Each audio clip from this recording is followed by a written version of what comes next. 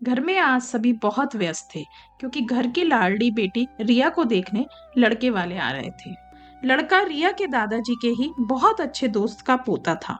वो एक बहुत बड़ी नामी कंपनी में अच्छी पोस्ट पर था, तो इधर रिया भी कुछ कम नहीं थी। रिया भी एक बड़े प्राइवेट बैंक में प्रबंधक के पद पर कार्यरत थी। वेतन भी उसका अच्छा खासा था। बचपन से ही पढ़ाई में होशियार और काफी समझदार थी। बहुत दिनों से घर में उसकी शादी की बात चल रही थी, पर कहीं बात नहीं बनी थी। यहाँ पूरी उम्मीद थी कि रिश्ता हो जाएगा, पर कहीं ना कहीं रिया अपने आप को इस तरह से सबके सामने आने में सहज महसूस नहीं कर रही थी, क्योंकि उसको लग रहा था वो भी तो लड़के के समान पढ़ी लिखी है, उसकी ही तरह नौकरी करती है, फिर इस तरह से देखना दिखाना लड़की के साथ ही क्यों होता है। उसने ये बात अपनी माँ से भी कही थी। तब माँ ने उसको ये कहकर, बेटा ऐसा नहीं है, लड़के को देखने भी तो तुम्हारे पापा और चाचा गए थे, समझाने की कोशिश की थी, पर यह सब उसकी समझ से बाहर था। शाम को नियत समय पर लड़का विभोर, उसके माता पिता, चाचा चाची, दादा दादी सब आ गए थे। इतने सारे लोगों को देखकर रिया वैसे भी थोड़ा परेशान हो गई थी, फिर भी वो अपने मन को समझाते हुए किसी तरह से सबके सामने आई। सब तो ठीक लग रहे थे, पर पता नहीं क्यों रिया को विभोर की माँ बहुत ही कड़क स्वभाव की लग रही थी। सब लोग बैठे, आपस में थोड़ी बातचीत हुई। उसके बाद विभोर की माँ ने रिया से प्रश्न पूछने शुरू किए। उन्होंने कहा, हमारे परिवार की कुछ परंपराएं हैं जिसका निर्वाह हम सभी करते हैं। रिया ने भी सिर हिलाकर अपनी सहमति इस बात पर दी। फिर उन्होंने कहा, विभोर की प्रमोशन की बात चल रही है, हो सकता है उसका ट्रांसफर किसी दूसरे शहर में हो जाए, तब उसको नौकरी छोड़नी पड़ सकती है। उनकी इस बात पर रिया ने बहुत ही सधे शब्दों में बोला, मेरे बैंक की शाखाएं प्रत्येक बड़े शहर में हैं, इसलिए वो कहीं पर भी आराम से ट्रांसफर ले सकती है। इसके लिए उसको नौकरी नहीं छोड़नी पड़ेगी। उसने ये सब बोला ही था, विभोर की माँ तुरंत तुनक कर बोली, चलो इस बात पर तो तुम्हें नौकरी नहीं छोड़नी पड़ेगी, पर जब तुम दोनों अकेले रहोगे और तुम्हारा काम भी सुबह से शाम तक होगा, कभी कभी तुम्हें ऑफिस से आने में देर भी होगी। ऐसे में अगर मेरा बेटा जल्दी आ गया तो कौन इसको समय से चाय कॉफी देगा। वैसे भी इसको ऑफिस से आते ही घर की चाय कॉफी पीने की तथा सुबह नाश्ते में पराठे खाने की आदत है। वैसे भी हमारे घर में कोई कमी तो है नहीं जो हम सब बातें ताक पर रखकर अपनी बहू से नौकरी करवाएंगे। रिया, जो अब तक सब चुपचाप सुन रही थी, अब अपने ऊपर काबू न रख सकी। रिया की नौकरी रिया का आत्मसम्मान थी। उसके खिलाफ वो किसी से कुछ भी नहीं सुन सकती थी। रिया ने बोला, आंटी जी, मेरे को 1 मिनट दीजिए। सब लोग हैरान थे कि अब रिया क्या करने जा रही है।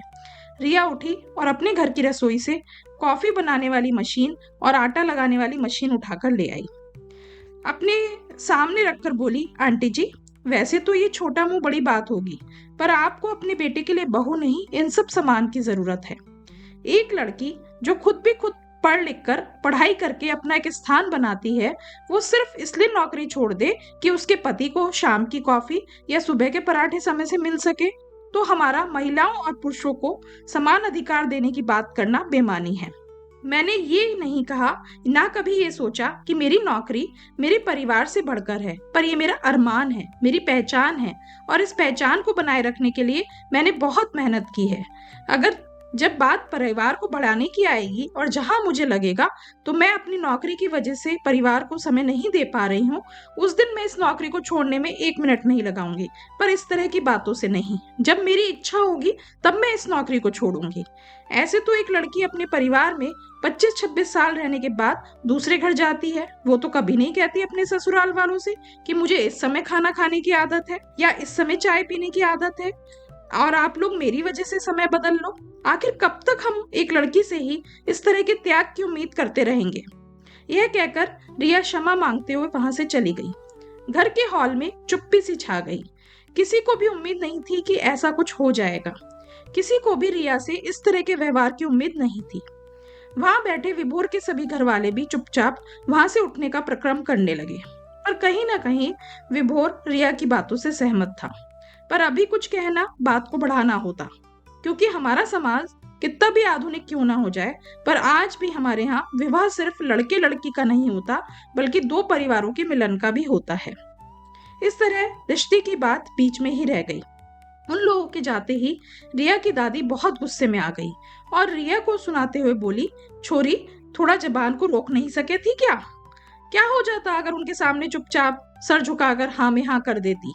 एक बार शादी हो जाती तो कर लेती अपने मन की। इतना अच्छा रिश्ता आज घर आकर वापस चला गया।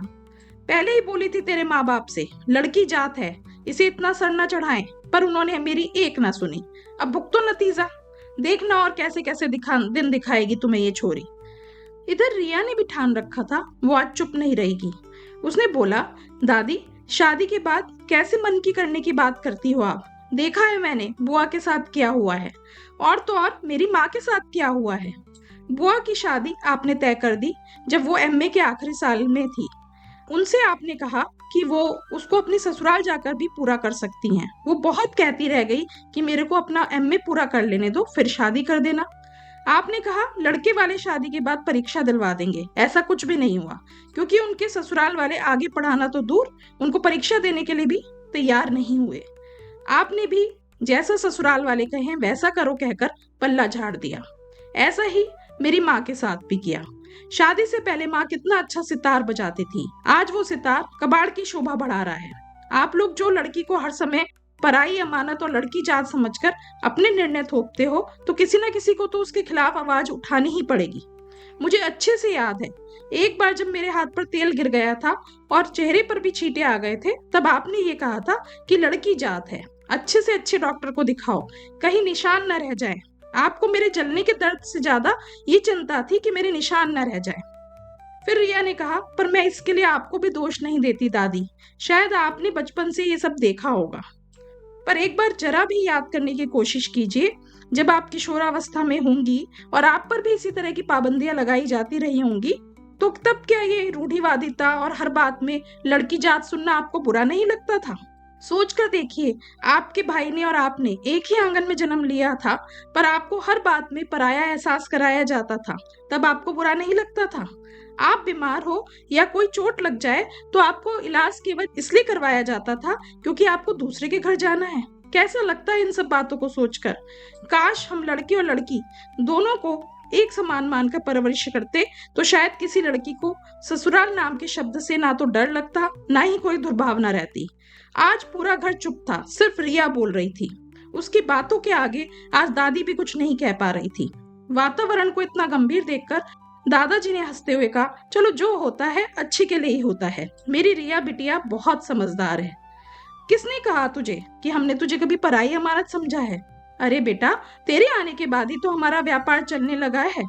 और फिर उन्होंने कहा, रिया की दादी, तुम ही तो कहती हो शादी ब्याह संजोग से होते हैं, जोड़ियां ऊपर से बनकर आती हैं। भगवान ने हमारी रिया के लिए भी उसी हिसाब से वर चुन रखा होगा। वो ये कह ही रहे थे कि बाहर से आवाज आई, बिल्कुल ठीक और पति की बात कह रहे हो मेरे दोस्त त्रिलोकी। ये आवाज थी विभोर के दादाजी की, जो विभोर के साथ आए थे। उन्होंने कहा, रिया बिटिया ने आज कुछ भी गलत नहीं कहा। हमारा विभोर तो उसकी एक एक बात से सहमत है। रही बात हमारी बड़ी बहू मतलब विभोर की माँ की, तो वो जानबूझकर रिया से ऐसे प्रश्न कर रही थी क्योंकि हम नहीं चाहते थे कि बाद में कोई भी गलत फहमी रहे। वैसे भी जीवन दोनों बच्चों को एक साथ निभाना है। जब मियाँ बीबी राजी तो क्या करेगा काजी। उनकी ये सब बात सुनकर सब लोग बहुत तेज तेज हंसने लगे। 1 महीने के बाद दोनों की सगाई की तिथि निकली। आज दादी ही सबसे ज्यादा खुश थी। रिया की बलाई लेते हुए वो नहीं थक रही थी। रिया की नजर उतारते हुए सबके सामने बोली कि मेरी लाडो ने आज मेरी आंखें खोल दी। बस मैं ये कहना चाहती हूँ बिटिया, तू पराई अमानत नहीं है, बल्कि ये घर हमेशा से तेरा ही है। शादी के बाद भी ये घर तेरा उतना ही रहेगा जितना पहले था। आज रिया और विभोर की सगाई ही नहीं, बल्कि 2 पीढ़ियों का मिलन भी था, जहाँ कोई किसी के खिलाफ नहीं, अपितु एक दूसरे के साथ था। तो दोस्तों, कैसी लगी मेरी कहानी? अपनी प्रतिक्रिया अवश्य दें। आज भी जब हम बात 21वीं सदी की करते हैं, पर कहीं ना कहीं लड़के लड़की में फर्क करते हैं। अगर बचपन से ही लड़की को पराया धन ना समझा जाए और लड़की जात है ऐसा कहकर उसकी भावनाओं को ठेस ना पहुंचाई जाए, तो शायद उसके मन में भी ससुराल जैसे शब्द के प्रति इतना पूर्वाग्रह नहीं रहेगा। तो कैसी लगी कहानी? ये थी कहानी लड़की जात। अपनी राय हमारे कमेंट बॉक्स में अवश्य दीजिएगा। हमारे चैनल को सब्सक्राइब कीजिए, लाइक कीजिए और दूसरों के साथ भी शेयर कीजिए। धन्यवाद।